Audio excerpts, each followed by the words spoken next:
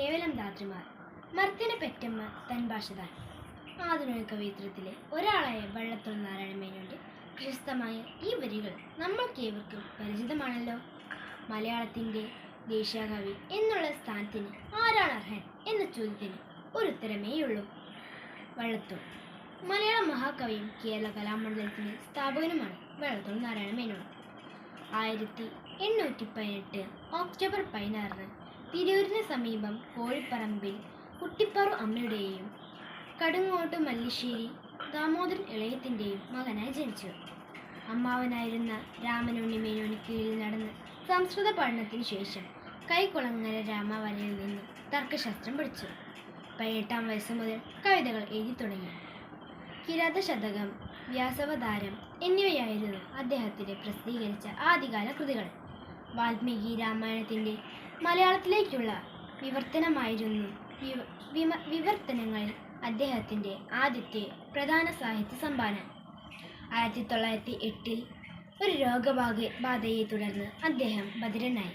ഇതേ തുടർന്നാണ് ബധിരവിലാപം എന്ന കവിത എഴുതിയത്. വിവർത്തകൻ എന്ന നിലയിൽ ഇദ്ദേഹത്തിന്റെ സംഭാവന വളരെ വലുതാണ്. വാൽമീകി രാമായണം, അഭിജ്ഞാന ശാകുന്തളം, മാതംഗലീല, പത്മപുരാണം, മാർത്തണ്ഡേയ പുരാണം, വാമനപുരാണം, മത്സ്യപുരാണം തുടങ്ങിയ സംസ്കൃത കൃതികൾ അദ്ദേഹം മലയാളത്തിലേക്ക് വിവർത്തനം ചെയ്തിട്ടുണ്ട്.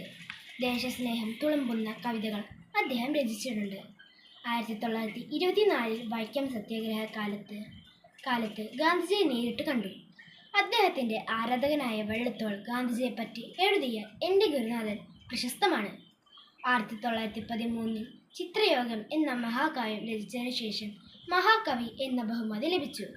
വള്ളത്തോളിന്റെ കാവ്യജീവിതം പുഷ്കലമാക്കിയത് പിന്നീട് എഴുതിയ ഖണ്ഡകാവ്യങ്ങളുടെയും ചെറുകവിതകളുടെയുമാണ്. ഗാന്ധിജിയുടെ മരണത്തിൽ ദുഃഖിച്ചെഴുതിയ വിലാപകാവ്യം ബാപ്പുജി പ്രശസ്തമാണ്. വിവർത്തനം കൊണ്ട് കേരള വാൽമീകി എന്നും കഥകളിയുടെ സമുദ്ധാരകൻ എന്ന നിലയിൽ കേരള ടാഗോർ എന്നും വള്ളത്തോൾ വിളിക്കപ്പെടുന്നു. 1955 പത്മഭൂഷൺ ബഹുമതി ലഭിച്ചു. 1958 മാർച്ച് 13 79-ാം വയസ്സിൽ വള്ളത്തോൾ അന്തരിച്ചു. അദ്ദേഹത്തിന്റെ പേരിൽ വള്ളത്തോൾ സാഹിത്യ സമിതി ഏർപ്പെടുത്തിയ പുരസ്കാരമാണ് വള്ളത്തോൾ പുരസ്കാരം.